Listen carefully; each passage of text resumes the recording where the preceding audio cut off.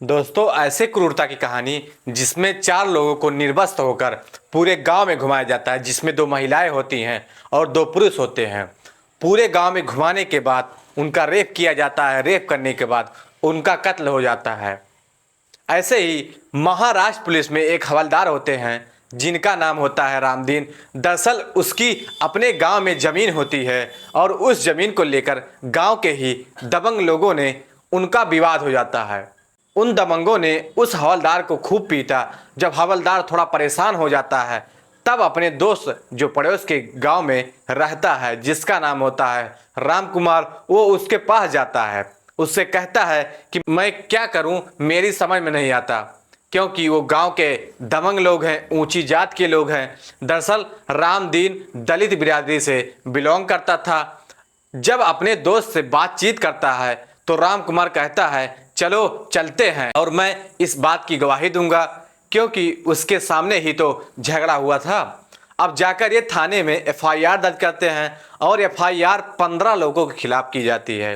Police ने दबिश दी और दबिश देने के बाद उनमें से कुछ लोगों को गिरफ्तार कर लिया। गिरफ्तार तो कर लिया, लेकिन अब धीरे धीरे जैसे जैसे वक्त आगे बढ़ रहा था वैसे वैसे रामदीन यानी कि हवलदार का जो दोस्त था, जिसका नाम राम कुमार होता है, उस पर लगातार दबाव पड़ रहा था कि तुम अपनी गवाही को खत्म करो, तोड़ दो, और नहीं तो फिर तुम्हारे साथ अच्छा नहीं होगा। क्योंकि जो हवलदार था उसे लड़ने की सामर्थ्य नहीं थी, ताकत नहीं थी। इसलिए पड़ोसी गांव का जो व्यक्ति होता है, गवाह होता है, उसको तोड़ने की लगातार कोशिश कर रहे थे, लेकिन वो नहीं टूटता है। ऐसे धीरे धीरे करके वक्त गुजर जाता है और इसी बीच में उन लोगों को जमानत मिल जाती है। जब ये जमानत से छूट कर आते हैं तब एक ऐसे वारदात को अंजाम देते हैं, इस वारदात की गूंज पूरे इंडिया के अंदर फैल जाती है। न केवल इंडिया के अंदर बल्कि जहां जहां तक देश विदेश की मीडिया ने भी इस घटना को बहुत अच्छी तरह से कवरेज किया था। लेकिन वह कवरेज तब किया था जब इस घटना के लगभग 60 दिन बीत जाते हैं। लोग सड़कों पर उतरते हैं, हंगामा होता है और ऐसे भी बताया जाता है कि इस हंगामे के बीच कई लोगों की मौत भी हो जाती है।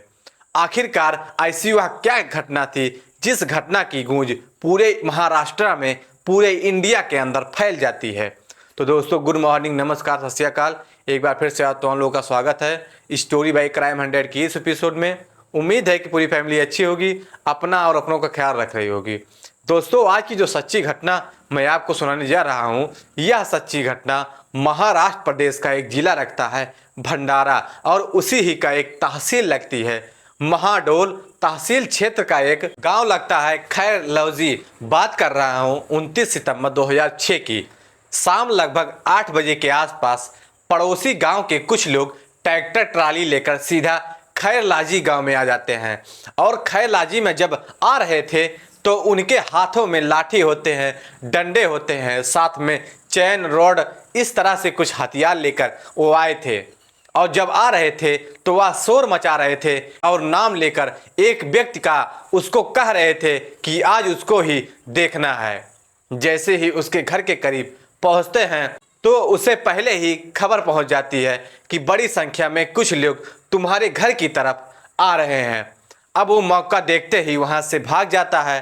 अब उस व्यक्ति का जो नाम होता है राम कुमार, वह तो मौका पाते वहां से भाग जाता है, लेकिन घर में उसकी पत्नी होती है जिसका नाम रेखा होता है। उसकी एक बेटी होती है 20 साल की, इसका नाम प्रिया होता है। एक बेटा 19 साल का जिसका नाम राहुल होता है, और एक बेटा 21 साल का होता है जिसका नाम सुधीर होता है। वह सब घर के अंदर 4 सदस्य मौजूद थे। जो घर का मुखिया था वह मौका पाते ही वहां से भागने में कामयाब हो जाता है। वह सोचकर कि इनकी दुश्मनी, इनकी नाराजगी तो मुझसे हो सकती है, लेकिन परिवार से क्या होगी। अब उन लोगों को इतना गुस्सा था, वह ऊंची जात के और दबंग व्यक्ति थे। दलित का परिवार था, लगभग 120 परिवार, 120 घर का इस गांव में थे, और 120 घरों में महज 3 या 4 घर ऐसे थे जहां पर दलित रहा करते थे। अब कुछ हंगामा बढ़ रहा था। बताया जाता है कि लगभग 55 लोग थे जिनके हाथों में लाठी, डंडे, चैन और कई तरह की चीजें थी। यहाँ पर आने के बाद सबसे पहले आवाज़ लगाई जाती है कि राम कुमार यहाँ पर हैं कि नहीं हैं। लेकिन वो रेखा घर से बाहर निकलती है। जैसे ही रेखा घर से बाहर निकलती है वो मना करती है कि यहाँ तो वो नहीं है। क्या बात है, क्या काम है? क्योंकि लोगों में गुस्सा था। उस महिला को पकड़ते हैं, कुछ लोग घर के अंदर घुस जाते हैं। अब अंदर घुसने के बाद उसकी बेटी और 2 बेटे होते हैं। उन चारों को ये सब बाहर निकालने के बाद सबसे पहले उनको पीटा जाता है। पीटने के बाद उनके तन से एक एक कपड़े को जुदा कर दिया जाता है, यानी कि बिल्कुल निर्वस्त्र हो जाते हैं, नंगे हो जाते हैं। अब उन चारों को पकड़कर जिस तरह से भी वहां से लेके जा सकते थे पीट रहे थे, और पीटते पीटते पूरे गांव के चक्कर लगवाए जाते हैं। यानी कि माँ और बेटी बिल्कुल निर्वस्त्र होती है, और दोनों जो बेटे होते हैं वह भी नग्न अवस्था में होते हैं। इनको लेके जाते हैं। वह लोग रो रहे थे, बिलख रहे थे, चीख रहे थे और अपनी ज़िंदगी की दुहाई मांग रहे थे। माँ अपनी बेटी के लिए, और बेटी अपनी माँ के लिए, और बेटे अपनी माँ और बहन दोनों के लिए। लगातार वह रो रहे थे, गिड़गिड़ा रहे थे। लेकिन जितने भी वह लोग थे, दबंग परिवर्ती के लोग थे, उन पर इस बातों का, उन चीखने का, उनके चिल्लाने का कोई असर नहीं हो रहा था, और वह अपनी मन मर्जी कर रहे थे। ये हद तब हो जाती है जब इन्होंने माँ बेटी का बलात्कार करना शुरू कर दिया। कई लोगों ने बलात्कार किया, उनके हाथों में डंडे थे, कई ऐसे भी थे जिनके हाथ में रॉड भी था। जैसे कि दरिंदगी निर्भया के साथ दिल्ली में होती है, ऐसे ही घटना को उन्होंने अंजाम दिया। उसके प्राइवेट पार्ट में भी लाठी डंडे डाल दिए गए थे। ऐसा बताया जाता है कि उन्होंने उन लोगों को तब तक प्रताड़ित किया, लगभग 3-4 घंटे तक, जब तक कि उनकी मौत नहीं हो जाती है। चारों के चारों वहीं मौके पर ऑन द स्पॉट मर जाते हैं। मरने के बाद वह आराम से यहाँ से लगभग 2-3 घंटे के बाद उनकी लाशों को लेकर गांव के पास एक नहर होती है, उस नहर में इन लाशों को आराम से फेंक कर चले जाते हैं। अब जो राम कुमार होता है, उसे यह पता था कि उसके परिवार के साथ कोई घटना हो चुकी है। उसके पास खबर पहुंच चुकी थी। अगर वह भी मौके पर होता तो शायद यह लोग उसे भी मार डालते। इसलिए वो डर की वजह से 29 सितंबर 2006 की यह घटना थी। वो डर की वजह से रात को घर पर वापस नहीं आता है। अगला दिन 30 तारीख आती है, और 30 तारीख को भी वह घर पर वापस नहीं आता, और एक दिन और बीत जाता है, यानी कि 1 अक्टूबर आ जाता है। वह परेशान हो जाता है कि आखिरकार करे तो क्या करे। फिर कुछ और जो लोग थे परिवार के या रिश्तेदार के, उन लोगों ने कहा कि तुम हिम्मत जुटाओ, और हिम्मत जुटाने के बाद तुम्हें थाना जाना चाहिए, अपनी कहानी बयां करनी चाहिए। अगर तुम अपनी कहानी बयां नहीं करोगे तो तुम शायद कभी भी इंसाफ नहीं मिल पाएगा। अब इतना परेशान हो जाता है, आखिरकार करे तो क्या करे। जो लाशें थी वह चारों की चारों लाशें नहर में पड़ी थी। वहाँ किसी की जाने की हिम्मत नहीं थी कि वहाँ जाकर उन लाशों को निकाल सके या फिर पुलिस को बता सके कि तुम्हारे क्षेत्र में इस तरह की घटना हुई है। और जब इतनी बड़ी घटना हो जाती है, राम कुमार आखिरकार हिम्मत जुटाकर थाने पहुंच जाते हैं। थाने से पुलिस आती है और लाशों को ढूंढा जाता है। पहले दिन माँ की लाश तो मिल जाती है, लेकिन बेटी की लाश नहर में नहीं मिलती, और उसके बाद फिर उसे पोस्टमार्टम के लिए भेजा जाता है। बच्चों की लाश मिल जाती है, लेकिन एक दिन और बीत जाता है, यानी कि 2 अक्टूबर को लाश मिलती है। उसके बाद पोस्टमार्टम कराया जाता है। पोस्टमार्टम कराने के बाद इसमें यह बताया जाता है कि ऐसा छल किया जाता है कि इतनी बड़ी वारदात होने के बावजूद भी यहाँ पर यह मामला बलात्कार का बिल्कुल भी नहीं पाया जाता। यानी कि डॉक्टर की रिपोर्ट आती है, इनके तो कुछ हुआ ही नहीं है। अब वो व्यक्ति जो जश्नदीद होते हैं, गांव के लोग होते हैं, उन्होंने अपनी आंखों से जो दृश्य देखा था, रिपोर्ट ऐसे बताता है कि वह बिल्कुल उल्टा था, बिल्कुल उसके अपोजिट था। अब राम कुमार को लगता है कि इंसाफ तो यहाँ मिलने वाला नहीं है, लेकिन उसने हिम्मत करी। हिम्मत करने के बाद फिर से पुलिस के पास जाता है, कहता है कि मैं चाहता हूँ कि इसका एक बार फिर से पोस्टमार्टम होना चाहिए। यानी कि 2 तारीख को पहले पोस्टमार्टम होता है, फिर 6 अक्टूबर को पोस्टमार्टम कराया जाता है। अब तक जो लाशें थी वह पूरी तरह से फूल चुकी थी, इसलिए डॉक्टरों ने कहा कि अब शायद सफलता नहीं मिलेगी। यह पता नहीं चल रहा है कि इनके साथ ऐसा कुछ हुआ है या नहीं हुआ है।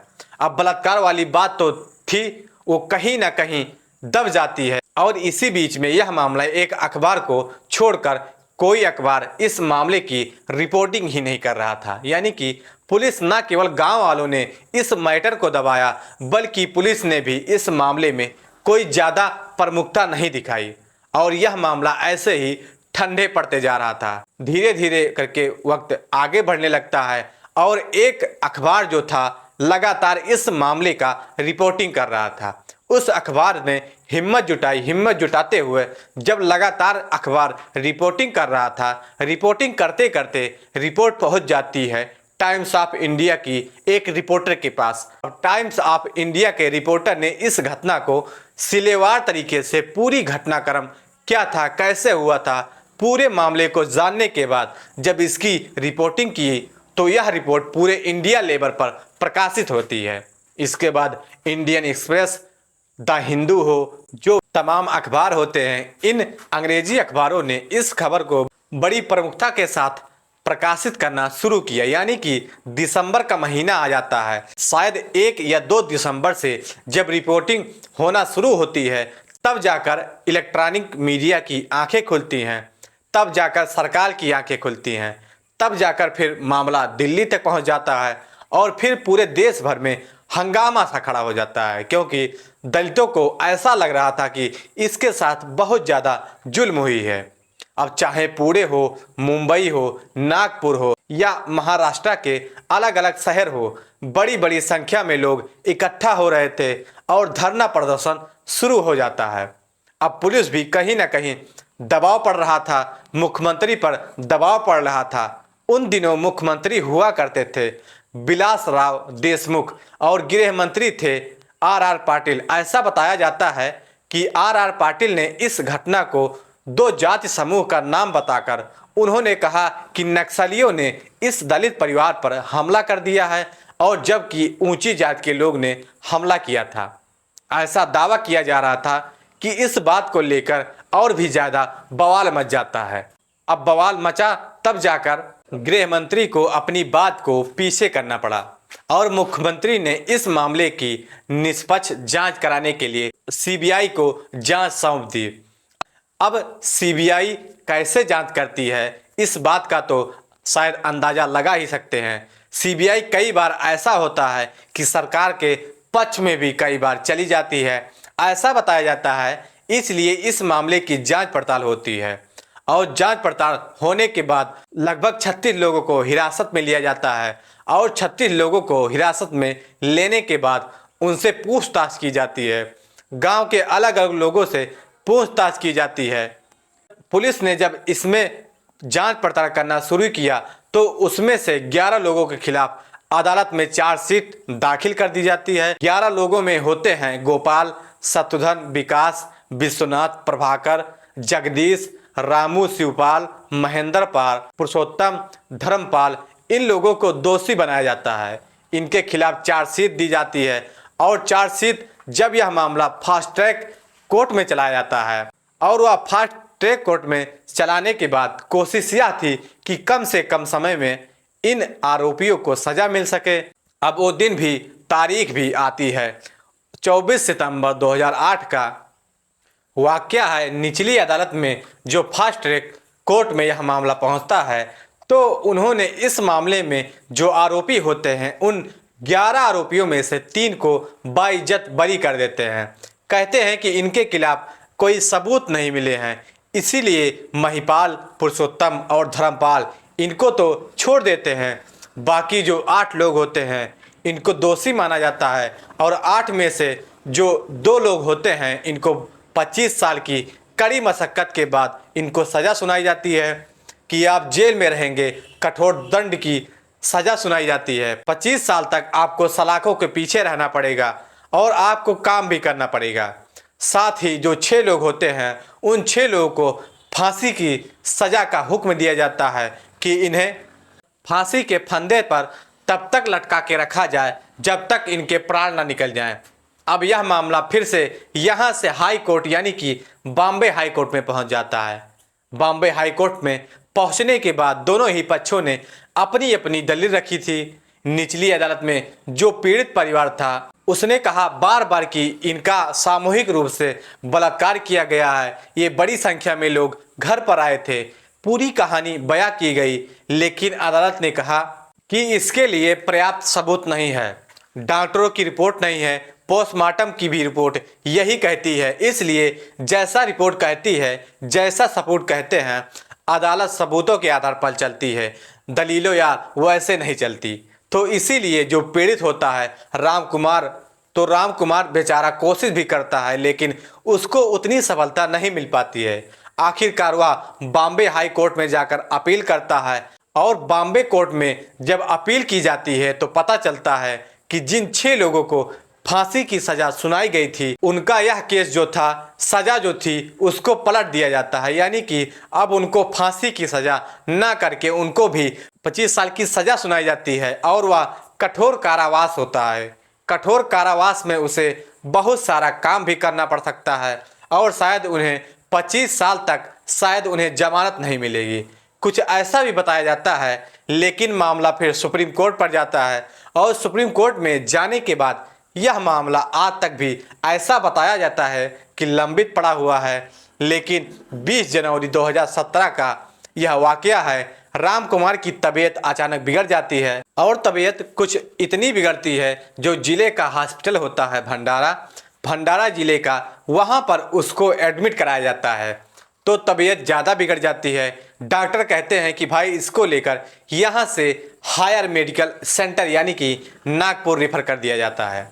नागपुर में इनको जो रेफर किया जाता है मुश्किल से आधे घंटे के बाद यानी कि 4 से 5 बजे के आसपास उस व्यक्ति का दिल का दौरा पड़ने से मौत हो जाती है।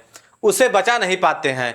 व्यक्ति इंसाफ के लिए दर दर भटकता रहता है और अपने जीते जी उन आरोपियों को वो पूरी तरह से सजा भी नहीं दिलवा पाता। और उससे पहले कि जो इस घटना का एकमात्र चश्मदीद गवाह बना था, हालांकि गांव के सभी लोगों ने इस घटना को देखा था, लेकिन शायद बताया जाता है कि किसी भी व्यक्ति ने इस घटना को लेकर किसी ने गवाही नहीं दी थी। जब माँ बेटी दोनों बच्चों को पूरे गांव में निर्वस्त्र करके नंगा करके ऐसे घुमाया जाता है। आखिरकार इस घटना को लेकर कई तरह की बातें भी कही जाती हैं कि जो रामदीन होता है, जिसकी वजह से घटना हुई थी, जिसकी वजह से राम कुमार जो गवाह बना था, जो पड़ोसी गांव का दोस्त होता है, हवलदार होता है, और उस हवलदार का इसकी वाइफ के साथ अफेयर था। इस तरह की बातें भी चल रही थी कि उसको लाभ पहुंचाया करता था या कुछ और मामला था। इसी बात को लेकर गांव के जो लोग थे, जो पड़ोसी के लोग थे, इसे बर्दाश्त नहीं कर पा रहे थे।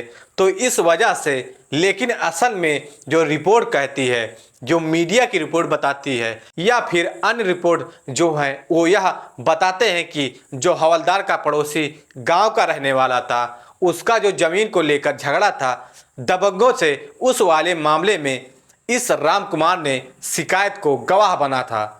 गवाह बनने से ही उसको यह बदला लिया गया था और बात इतनी लंबी पहुंच जाती है कि पूरे देश भर में बवाल मच जाता है। तो दोस्तों, इस घटना को सुनाने का उद्देश्य किसी का दिल दुखाना नहीं है, किसी को परेशान करना नहीं है।